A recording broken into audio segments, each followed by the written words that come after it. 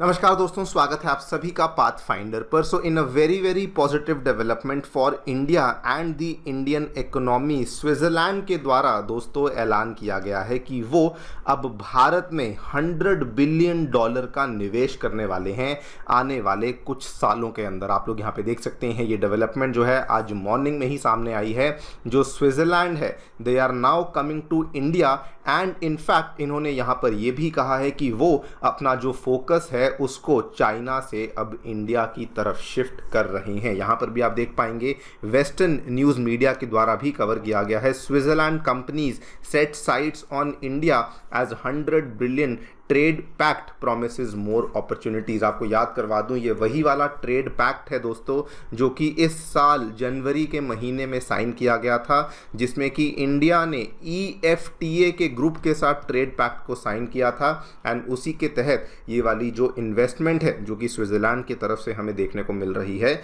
ये उसी के अंतर्गत हमें यहाँ पर देखने को मिल रही है। बात करेंगे इस पूरी इन्वेस्टमेंट के बारे में, कौन सी वो कंपनियाँ हैं जो कि भारत में स्विट्जरलैंड लेकर आ रहा है, ऑल्सो इसका क्या फ़ायदा स्विट्जरलैंड को एंड क्या फ़ायदा भारत को होगा, इसके बारे में चर्चा भी करी जाएगी। आइए शुरू करते हैं मेरे साथ। मेरा नाम है अनिरुद्ध। यदि आप लोग हमें फॉलो करना चाहते हैं, हमारे लेक्चर्स के अपडेट्स को प्राप्त करना चाहते हैं, तो यहाँ पर दिए गए टेलीग्राम चैनल्स के माध्यम से ऐसा कर सकते हैं। दोस्तों आगे बढ़ने से पहले आप सभी के लिए दिवाली के उपलक्ष्य में अनअकैडमी एक बहुत ही शानदार ऑफर लेकर आई है, जिसमें कि हमारे सभी सेंटर्स में जो GS के बैचेस का प्राइस है उसको कम करके हमने केवल 59,999 कर दिया है। तो अगर आप लोग इनमें से किसी भी शहर में रहते हैं, नई दिल्ली के करोल बाग में या मुखर्जी नगर में या फिर उत्तर प्रदेश के प्रयागराज में या फिर इवन बिहार की पटना में, तो इन सभी एरियाज़ में इन बैचेस के दामों को कम कर दिया गया है। एंड इसके साथ साथ हम लोग आपके लिए CSAT, ऐसे writing classes, current affairs coverage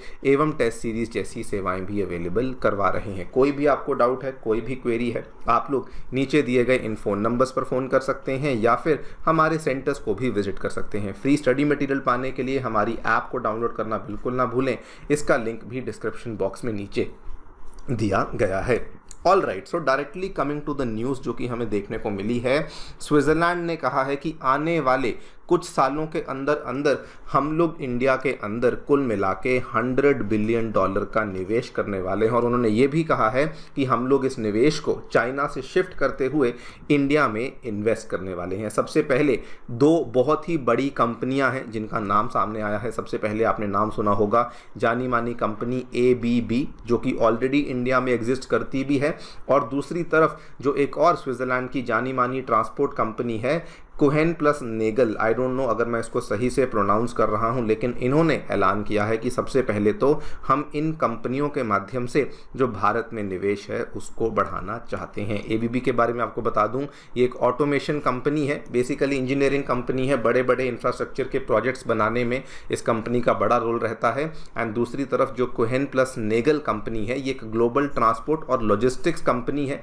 और इन्होंने इंडिया में यही ऐलान किया है कि हम लोग सबसे पहले तो अपनी वर्कफोर्स को ऑलमोस्ट 2 गुना करने वाले हैं। पहले इनकी वर्कफोर्स 2800 के आसपास थी, अभी वर्कफोर्स को 4800 करेंगे और नए लॉजिस्टिक सेंटर्स को ओपन करेंगे चेन्नई में, गुरुग्राम में एंड कोलकाता में। अगर बात करें ABB की, तो ABB ने यह अनाउंस किया है कि इंडिया में जो डिमांड है वो बहुत बढ़ चुकी है, जिसकी वजह से फैक्ट्रीज, ऑफिसेज और शोरूम्स इनके द्वारा भारत में जल्दी से बढ़ाए जा रहे हैं। एंड इन्होंने ये भी कहा है कि हम लोग भी हमारी वर्कफोर्स को 6000 से बढ़ाकर सीधा 10,000 करने वाले हैं। बल्कि इन्होंने ये कहा है कि आज की डेट में ABB की जो नंबर 5 मार्केट है वो इंडिया है, लेकिन इन्होंने कहा कि जल्दी ही आने वाले कुछ ही सालों में ABB की जो नंबर 3 मार्केट है वो इंडिया बन जाएगी, बिकॉज इंडिया में जो डिमांड है वो बहुत ज़्यादा यहाँ पर बढ़ चुकी है। Now the main question comes कि आखिरकार स्विट्जरलैंड जैसी इतनी ज़्यादा एडवांस्ड, इतनी ज़्यादा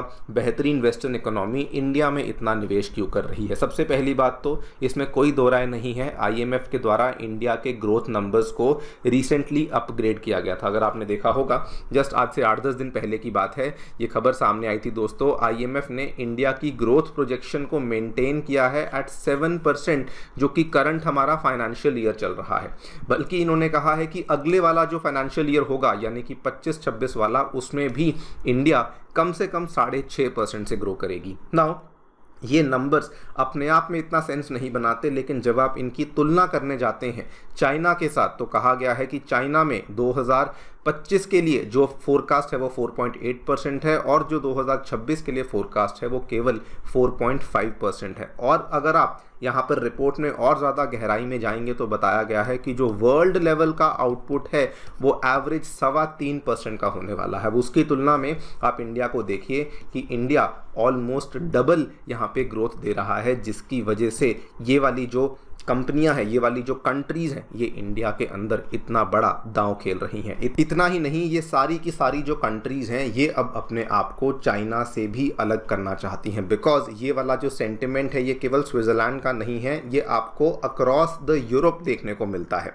यहाँ पर आप देखिए ये खुद ही बोलते हैं कि 2020 तक तो मेजरली हमारी इन्वेस्टमेंट्स चाइना में ही होती थी, लेकिन 2021-22 एक ऐसा साल था जिसमें इंडिया ने लीड ले ली और अब हम लोग हमारी मेजर इन्वेस्टमेंट्स को चाइना में ही कर रहे हैं। बल्कि एक और यहाँ पर chairman of Swiss Indian chamber of commerce हैं, इन्होंने कहा कि एक गेम चेंजर फिनोमिना हमें देखने को मिल रहा है, बिकॉज चाइना में बिजनेस करना अब मुश्किल होता जा रहा है और इंडिया जो है वो अपने बिजनेस एनवायरनमेंट को काफ़ी बेहतर कर रही है, जिसकी वजह से हम लोग वहाँ से चीज़ों को शिफ्ट करके आज भारत में बेसिकली लेकर आ रहे हैं। आपको याद होगा दोस्तों, अभी जस्ट पिछले हफ्ते की बात है, जर्मनी के जो चांसलर थे वो भारत के दौरे पर आए थे, ऑलमोस्ट अपना सारा कैबिनेट लेकर आए थे और उन्होंने भी यही कहा था कि हम लोग भी चाइना के ऊपर निर्भरता को ख़त्म करना चाहते हैं, इंडिया के ऊपर हमारी जो बेट है उसको और ज़्यादा स्ट्रॉन्ग करना चाहते हैं। बिल्कुल सेम हम लोग देख रहे हैं कि ट्रेंड अब स्विट्ज़रलैंड के द्वारा भी फॉलो किया जा रहा है। यही कारण है कि स्विट्ज़रलैंड ने बल्कि ये भी कहा है कि 350 कंपनियां तो ऑलरेडी ऑपरेट करती हैं भारत में, लेकिन अब और ज़्यादा फॉलो करने वाली हैं, बिकॉज हम दोनों के बीच में जो डील हुई है, as per that particular deal, जो आपस में जो टैरिफ्स लगाए गए थे, जो शुल्क लगाए गए थे, उन शुल्क को भी अब कम कर दिया जाएगा, जिसके बेसिस पर जो इन्वेस्टमेंट है, जो व्यापार है, वो दोनों देशों में और ज़्यादा बढ़ जाएगा। एक और रीज़न जिसकी वजह से स्विट्ज़रलैंड इंडिया के साथ अपने इस इन्वेस्टमेंट को इतना बढ़ा रहा है, देखिए वैसे तो हम लोग स्विट्ज़रलैंड से काफ़ी कुछ मंगवाते हैं, लेकिन मेनली जो हमारा जो फोकस है वो स्विट्ज़रलैंड से गोल्ड मंगवाने पे रहता है, लेकिन स्विट्ज़रलैंड के जो मैकेनिकल और उनके जो इलेक्ट्रिकल आइटम्स हैं उनको हम लोगों ने कभी भी भारी मात्रा में नहीं मंगवाया।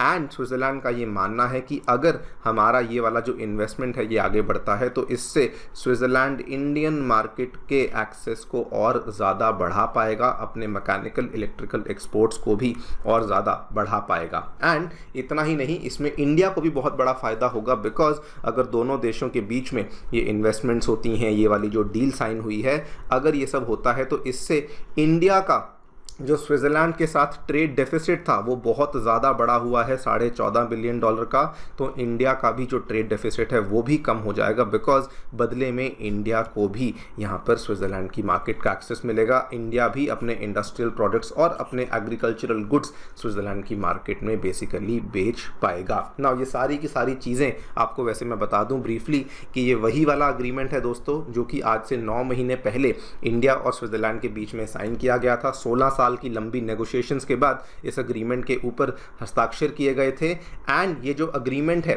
ये केवल स्विट्ज़रलैंड के साथ नहीं, इंडिया ने इस अग्रीमेंट को EFTA ग्रुप के साथ साइन किया था।